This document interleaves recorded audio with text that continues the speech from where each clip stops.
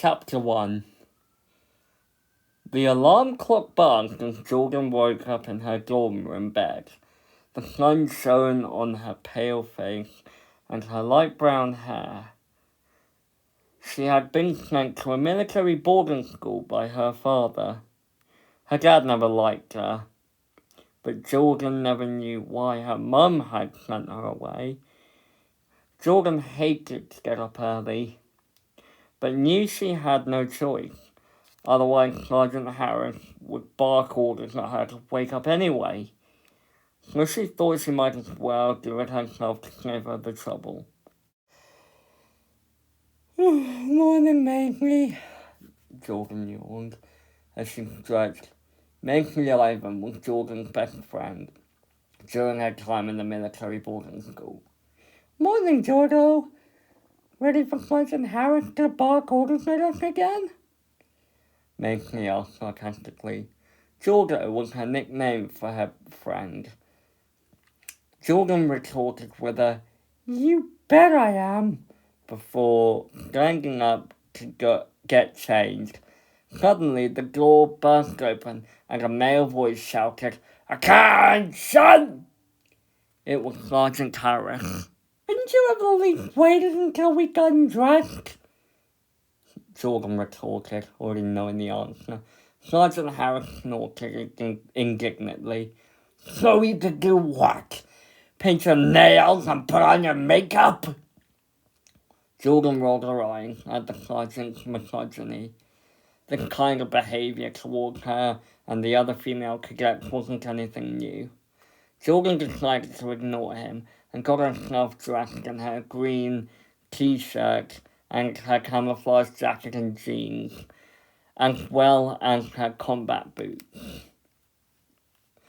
Once all the young women had gotten dressed, Sergeant Harris clapped his hands and started to speak. "Right, ladies, stand to attention!" All of the young cadets stood in a straight line, with their heads up facing the sergeant. "That's better. Now, today you'll be joining the male cadets in the backyard. You'll be running around and avoiding obstacles. The first one to get to the finishing line will win." Macy popped up her hand. "What will we win?" she asked mock innocently, smirking. Sergeant Harris scowled at the girl angrily. "You'll just win the obstacle race. Any more of that cheek, young lady, and you'll be forced to do 90 push-ups. In detention." Sergeant Harris pointed a wrinkly, dirty finger at Macy. Sergeant Harris led the young cadets to a fielded area where Jordan saw some wooden scaffolding with all sorts of obstacles, wooden poles, climbing walls, mud pits, and tunnels. The girls stopped in front of the boys. Jordan saw a boy called Richie, who'd had a huge crush on her, but she'd never felt the same way. Not even as a friend.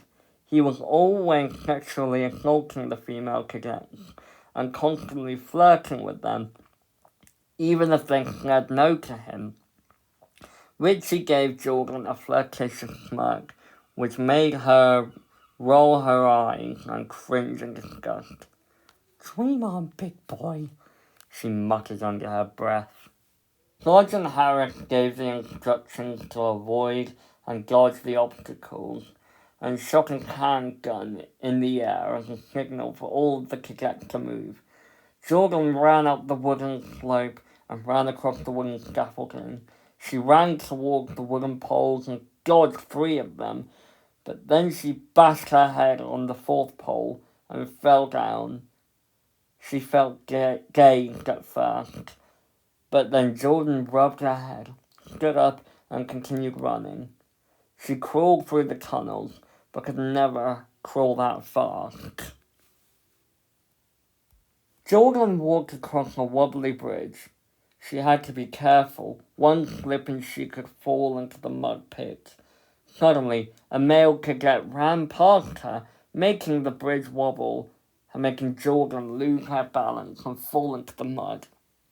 Jordan cursed as she got up and spat mud out of her mouth. But alas, she couldn't get out. She was waist deep in mud. She had to wade her way through the mud and grab onto a rope that was attached to the edge of the slope, and went all the way down to the muddy corner. Jordan pulled herself out of the muddy pit until she was at the top of the muddy slope. She then continued to run, even as she was covered in mud.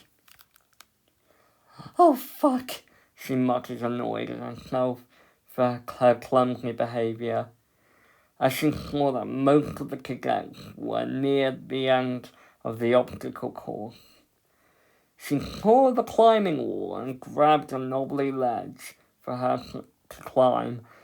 She placed one foot on the knobbly ledge on the bottom right and started to climb upwards.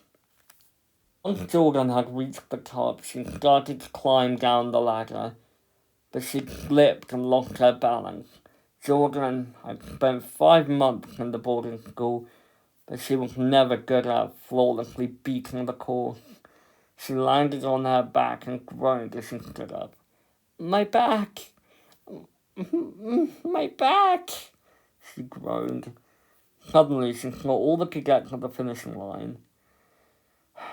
Jordan just sighed with frustration and casually walked towards them. "Warden, you are too slow!"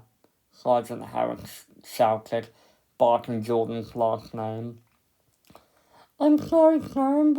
I really tried this time," Jordan groaned, even though deep down she couldn't care less about the course and the opportunity to build up some physical strength before coming here. Jordan was never a fighter before going to the school, but now she had some inner strength and some physical muscle.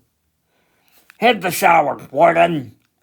Sergeant Harris barked impatiently. "Yes, sir," Jordan retorted sarcastically and turned around to leave. Mason caught up with her. "Don't feel bad, Jordan. Obstacle courses were never my strong suit either." Jordan smiled at her friend's kind words, but cringed when she caught Richie in the corner of her eye, smirking maliciously at her. He was either mocking her losing or doing his usual flirtatious smile.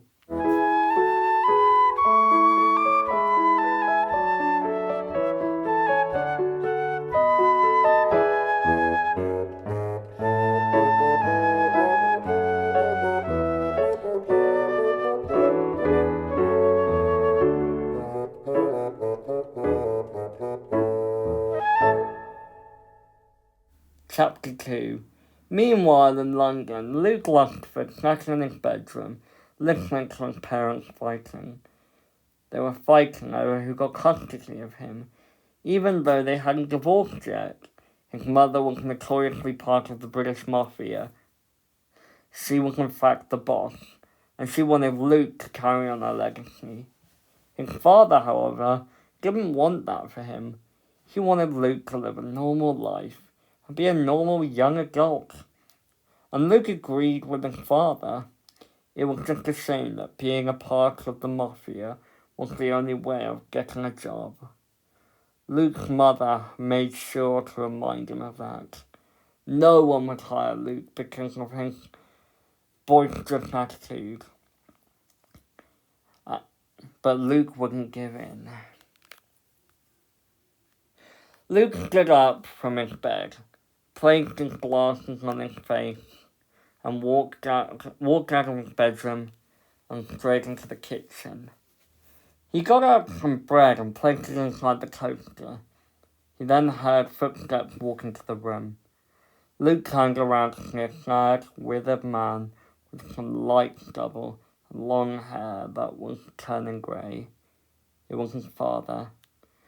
"Hey, son," said Luke's dad, Monty, with a sad smile. "Hey, Dad, everything okay?" Luke asked with a knowing smile. He never let these arguments put him down for long. I'm alright, son. Just to hear a conversation with your mother.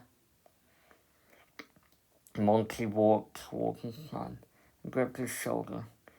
He always did that whenever Luke was feeling sad or worried. His dad could sense it, and if Luke ever sat down, it would be his knee that his dad would grip. Sometimes he would even shake Luke's knee. This would always make Luke chuckle. Hey, I think it's only verbal, Luke joked.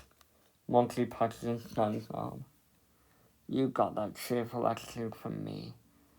Always making the best out of a bad situation.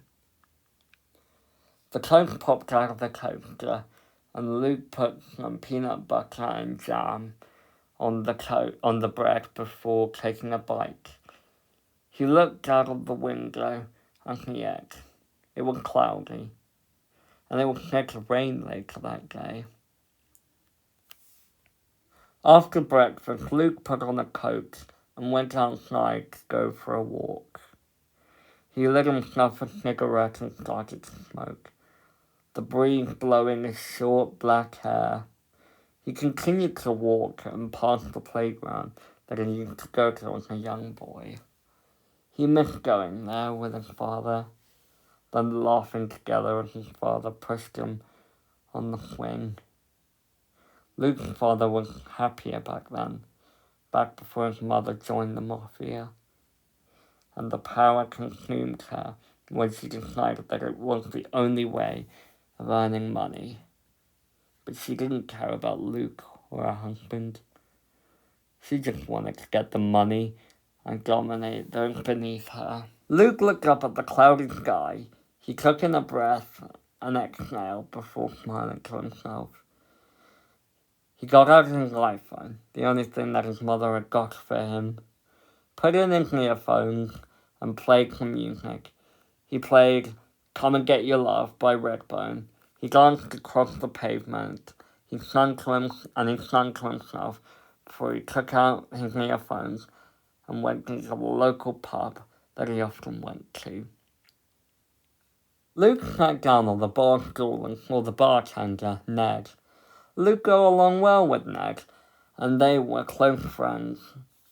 Ned was 31 years old, with long, brown, curly hair, and he was slightly chubby. Oi, Neddy! Luke exclaimed, making the bartender jump. Luke, my boy, what'll it be for today? The bartender asked cheerfully. I'll take a cherry cocktail with ice, please, Luke requested. Ned nodded and started preparing Luke's drink. Luke pondered to himself. He wondered if he could run away from his home, but then he thought about his dad. Monty probably wouldn't survive without him. The bartender placed Luke's drink in front of him, and Luke took a sip before speaking. So, Ned, how's the pub business going for you? Ned sighed and sat down next to his friend. Sadly, not very well. At the moment, you're my only customer. Luke pulled a fake pout and said, with mock offense, And that's a problem? Oh, Ned, I thought you liked me. The two young men laughed, and Luke took another sip of his cocktail. How about you, Luke? How's the family holding up? Luke gave a grimace. Well, my mum and dad are still fighting. Honestly, that's all they do nowadays. Luke sighed and gave a snide smile. But hey, it kind of gives me freedom to do my own things now. Well, at least now that mum and dad don't pay much attention to me. They don't smother me as much. Some days I miss that, but others I don't. Ned chuckled. Well, if you need anything, you can always come to me. Hey, wait a minute.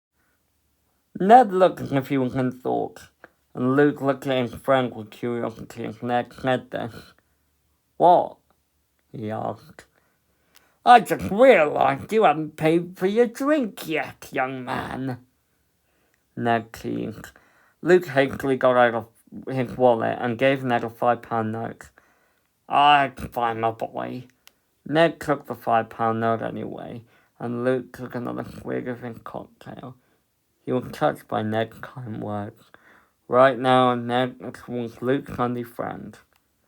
Once Luke had finished his cocktail, he stood up, thanked Ned for his time, and left the bar, feeling better.